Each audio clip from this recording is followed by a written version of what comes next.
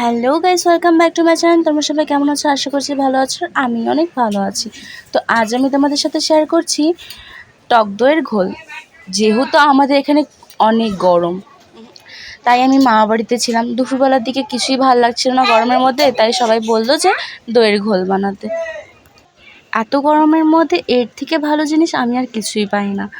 সেই জন্য যখনই খুব গরম লাগে তো এরকম ঘোল বা লেবুর জল এরকম বানিয়ে আমরা খাই সবাই মিলে।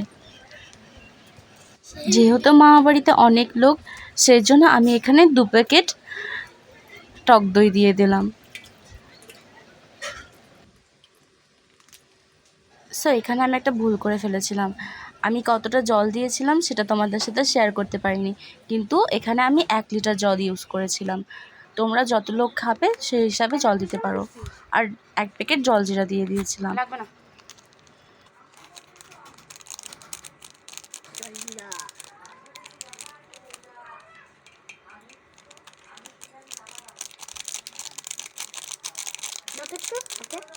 এখানে আমি একটা গোটা গন্ধরাজ লেবু নিয়ে নেব, সেটাকে ভালো করে ধুয়ে নেব। তারপর যে লেবুর পেছনের চোকলাটা আছে সেটা আমি এরকম ঘষণি মেশিন দিয়ে ভালো করে ঘষে নেব। এরকমভাবে কেউ ইউজ করে না, কিন্তু যেমন তেঁতুল মাখা বলো, এরকম জিনিসের মধ্যে এরকম লেবুর চোচাটা ভালো করে ঘষে দিলে গন্ধটাও ভালো লাগে আর খেতেও ভালো লাগে। ওপরে যে চোচাটা আছে সেটা অল্প অল্প করে ঘষবে, কারণ কি বেশি ঘষলে ওটা তেতো হয়ে যাবে, খেতে তখন ভালো লাগবে না। তো এখানে আমি পুরো চোকলাটাকেই ভালো করে একটু ঘষে ঘষে দিচ্ছি। এখানে আমি আবারও ওই লেবুটাই কেটে নিচ্ছি, কেটে নিয়ে গোটা লেবুটাই চিপড়িয়ে দিয়ে দিব। আজকের আমার এই ভিডিওটা ধরে দিয়েছে আমারই ছোট ভাই।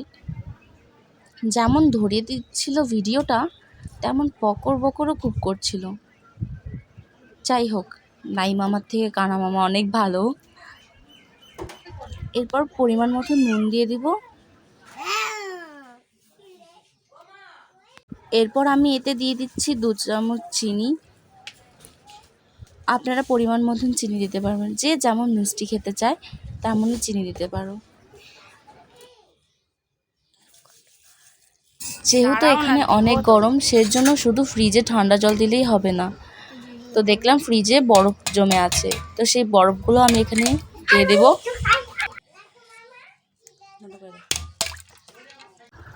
তো এখন আমি এই সব জিনিসগুলোকে ভালো করে ডাল ঘুটনি দিয়ে ঘুটে নিব। তো আমরা তো এখানে ডাল ঘুটনি বলি, তো তোমরা কি বলো সেটা তো আমি জানি না। তো এখানে আমি ভালো করে এগুলো মিশিয়ে নেব। এরপর আমি এখানে সবার জন্য ঘোলটা রেডি করে নিচ্ছি। ওদিক থেকে সবাই চিল্লাচ্ছে, এতক্ষণ লাগে নাকি একটা ঘোল বানাতে? তো ওখানে কেউ জানে না যে আমি ভিডিও বানাচ্ছি, সেই কারণেই বলছিল। এই যে রেডি হয়ে গেছে এই গরমের মধ্যে ঠান্ডা ঠান্ডা টক দইয়ের ঘোল। খুব সহজেই তোমরাও বানিয়ে নিতে পারবে। তো এখানে আমি দিদাকে দিচ্ছিলাম, যেহেতু আমি ভিডিও করছিলাম। তো দিদা বলছিল কি আমি খাবো না, আমাকে ভিডিওতে নিচ্ছি সেই জন্য আমি খাবো না।